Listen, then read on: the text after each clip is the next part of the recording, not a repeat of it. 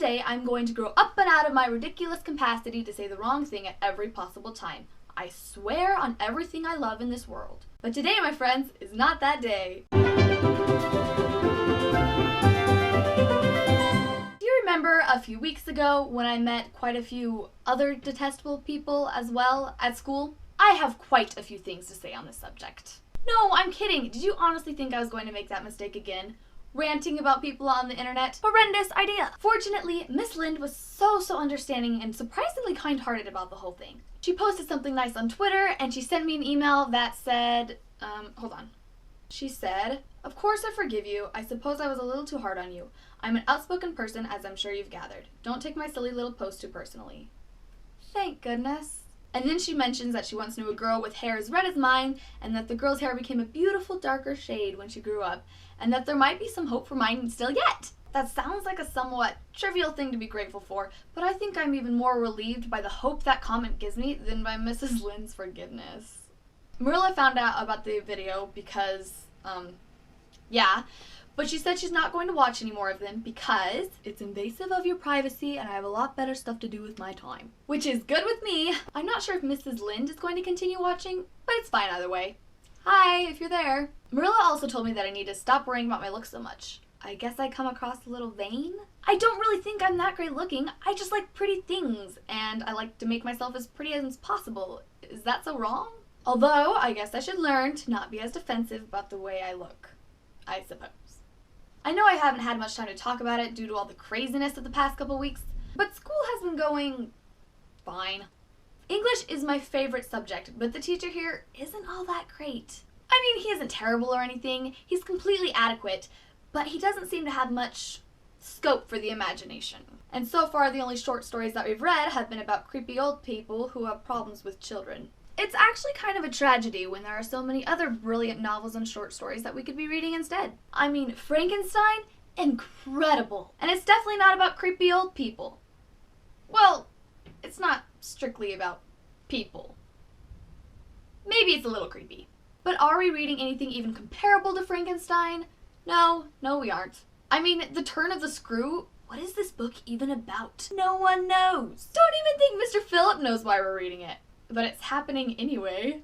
I cross my fingers that I can find something in this class to spark my imagination, but it's rather difficult.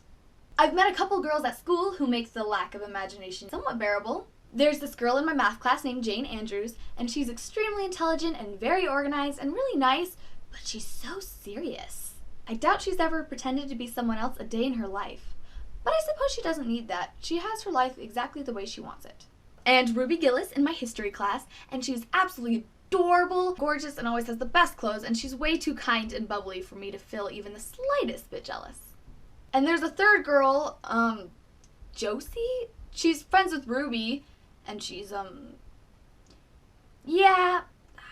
anyways, best not talk about that one. But I guess I still haven't met anyone that could be my best, most dearest friend in the entire world yet. I keep thinking, though, that I'm going to find someone who understands me completely and knows the deepest parts of my soul and has the same imagination and spirit. I do like my friends here, though. Honest. I'm just still searching for a real bosom friend. There's this girl I've been talking to on Tumblr, though, and she's kind of amazing. She messaged me a couple days ago, and we've been sending back and forth long messages to each other ever since. Maybe she'll be the kindred spirit I can't seem to find here in Avonlea.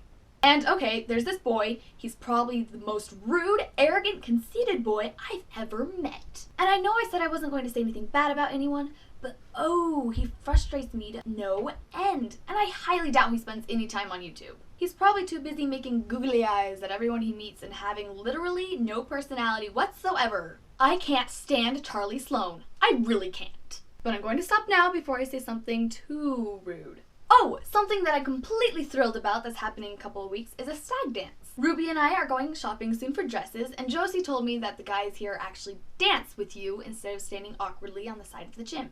I know it's kind of silly, but I hope there's a boy who I haven't noticed yet, who'll come up to me and ask me to dance, and then when the music slows down, he'll tell me that we're just destined to be together. And then, I don't know, he'll ask me out for pizza or something. I can't wait. I know it's going to be the best time, and I'm going to have so much fun. There was something else I wanted to talk about. What was it? I can't remember. Oh yeah, there's yet another boy everyone keeps talking about. Gilbert? Ruby, Jane, and Josie, and the rest of the student body is all convinced that he's the most handsome boy in all of Avonlea. As if. He's also apparently smart, funny, and charming. I'm so sure that he's all those things and more. Apparently he's visiting his cousins in Toronto right now, which is why I haven't met him yet. We'll see if he lives up to all the hype. He won't. Here's to learning life lessons and making new friends. Wow, that was a lot for one video. I gotta go work on my English assignment now. Bye!